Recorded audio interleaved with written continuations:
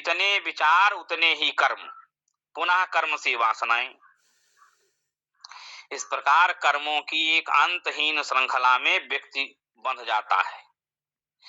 और वेदांत के अध्ययन में इतना ही पर्याप्त नहीं है कि विद्यार्थी एक श्लोक प्रति श्लोक का अध्ययन करे। नहीं, इससे आगे उसे बारीकी से इस बात पर भी ध्यान देना चाहिए कि इस ग्रंथ में प्रदर्शित विचार व्यवस्था कैसी है। इससे बहुत सी शंकाओं का समाधान स्वयं हो जाता है। यानी इस ग्रंथ में पहले गुरु और शिष्य के लक्षण बताए गए। यानी एक महान गुरु और एक योग्य शिष्य कैसे मिलते हैं और मिलने पर उनके क्या कर्तव्य होते हैं, इसका उल्लेख नाटकीयता के साथ किया गया। और फिर आत्म अनात्म विवेक की चर्चा की गई। इसके पश्चात जो है आत्म तत्व समझाया गया और इसके बाद अनात्मा का वर्णन किया गया। अब यहाँ शंकराचार्य भगवान पुनः इस बात को बल देकर कह रहे हैं कि आत्मा का स्वरूप हमारे समक्ष कैसे आवृत हो जाता है, यानी रजस और तमस व्यक्ति को किस प्रकार गिराते हैं। यानी इतना समझा दिए जाने के बाद भी गंभीर विद्यार्थियों के मन में एक शंका बनी रह सकती है। इसलिए बताया गया है कि अविद्या से आच्छादित होने के फलस्वरूप अपने सत स्वरूप को हम नहीं पहचान पाते और इस कारण ही हमें सारे दुख सारे क्लेश होते हैं। पर यह कैसे हो सकता है?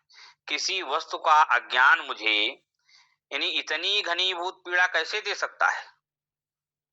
अब इसका उत्तर जो है अगले श्लोक में एक दृष्टांत के रूप में दिया जा रहा है।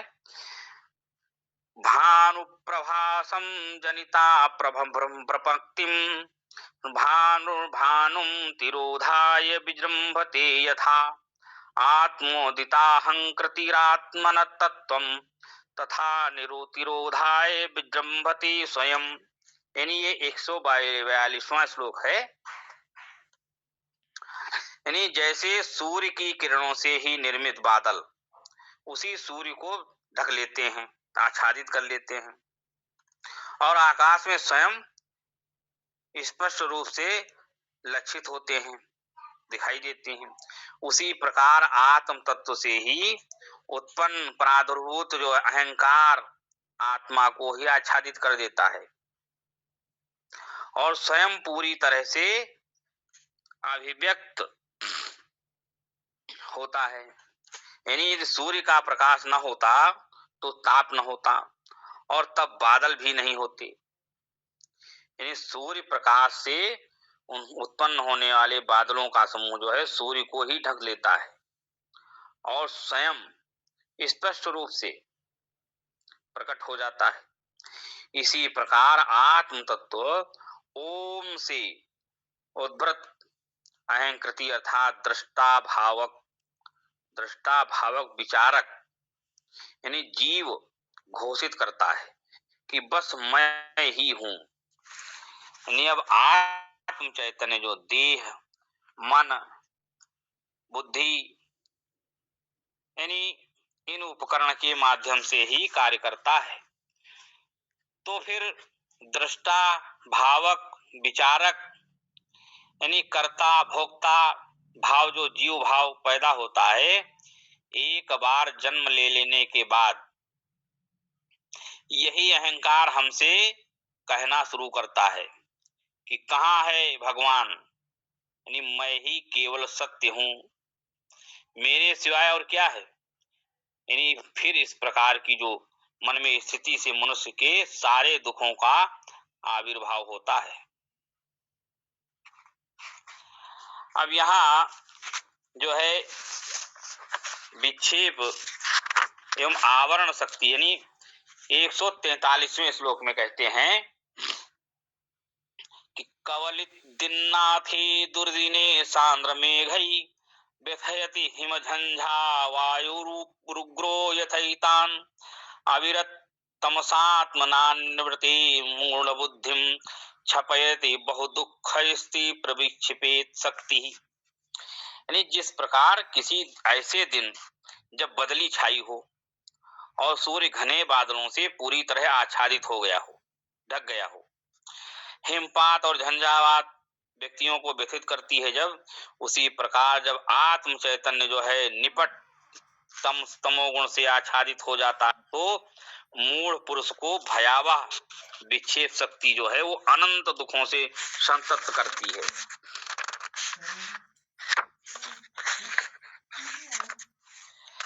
यानी दिन का नाथ है सूर्य, इसलिए कहा गया है दिननाथ। यानी जब वो घने मेघों से, बादलों से आच्छादित यानी ढक जाता है, तो दिन को बदली वाला दिन कहते हैं।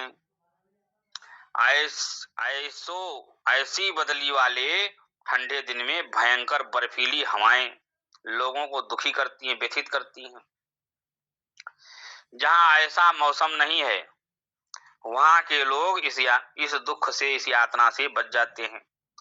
और जो बादलों के उस पार हैं, उन्हें भी कोई दुख नहीं होता। इसी प्रकार से जो है घने तामस यानी अज्ञान से ढके हुए जिनका आत्म तत्व है, वे मूढ़ जो है भयावह विक्षेप शक्ति से नाना प्रकार के अनंत भौतिक कष्ट पाते हैं। किंतु आत्मा की दृष्टि से जो जीवन मुक्त हैं, जिन्हें आत्म चैतन्य का अपरोक्षानुभव हो चुका है, उनके लिए अविद्या और अविद्या जनित अहम, इनके द्वारा जीव भाव की जो सत्ता ही नहीं रह जाती है।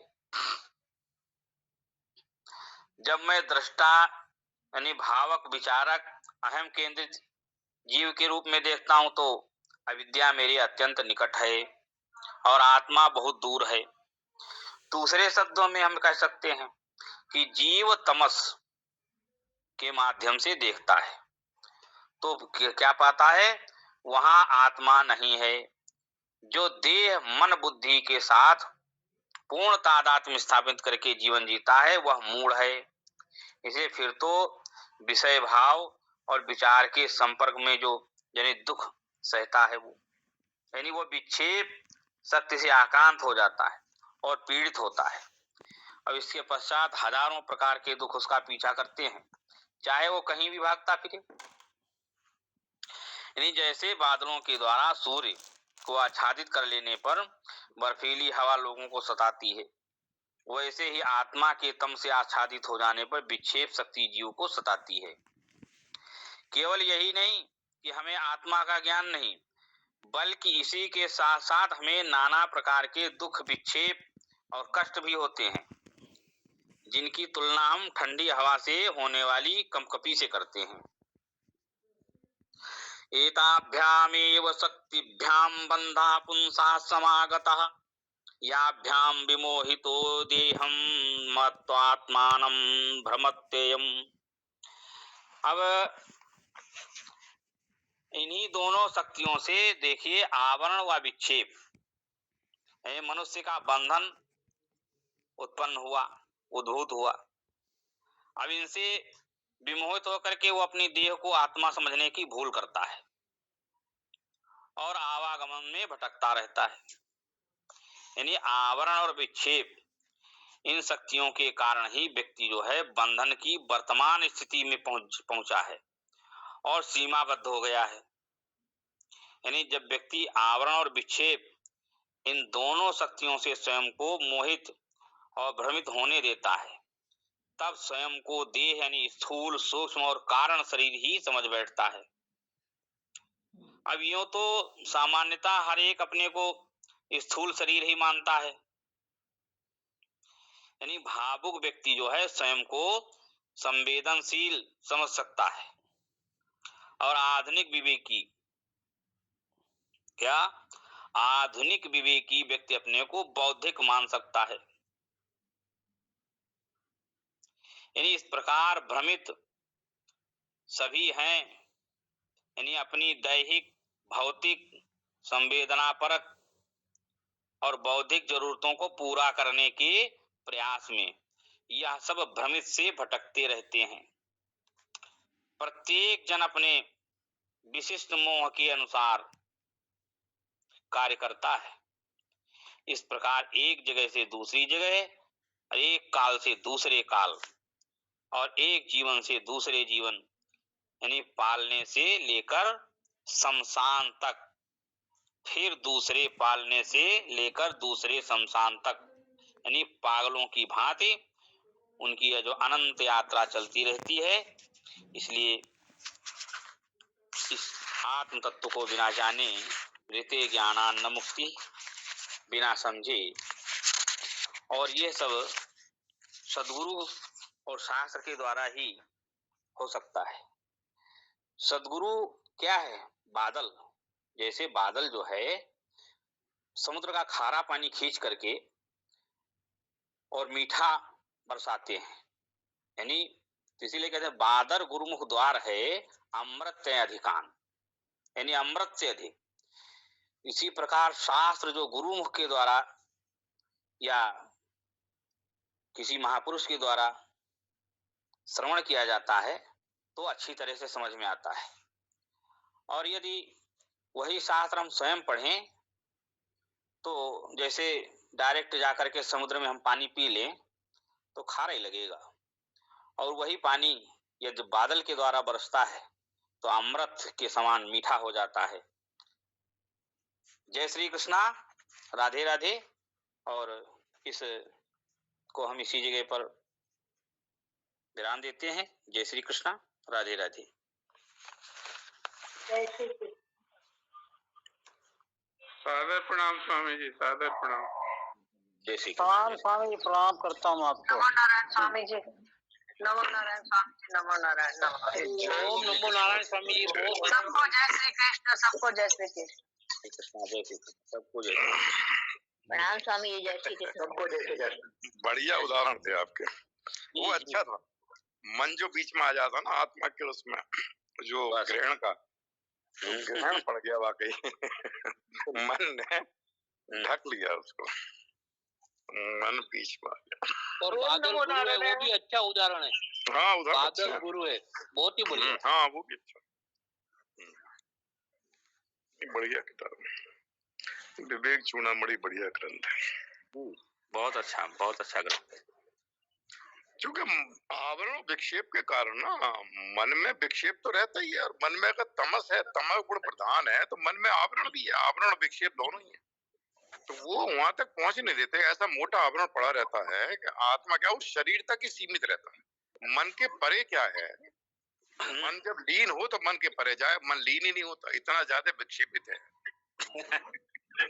ये उसी में अटका हुआ है। मन के परे भी कुछ है।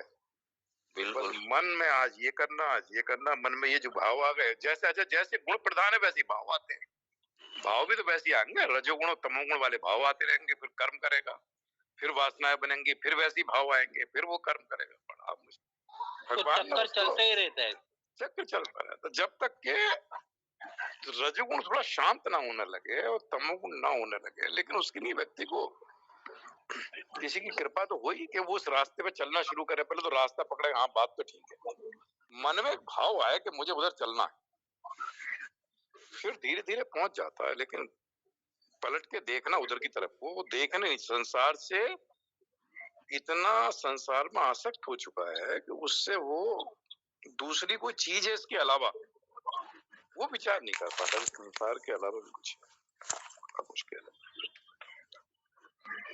यही भगवान की माया। देखो लीला ऐसी है कि सबको फंसा के रखा है। तो ऐसा ही है कि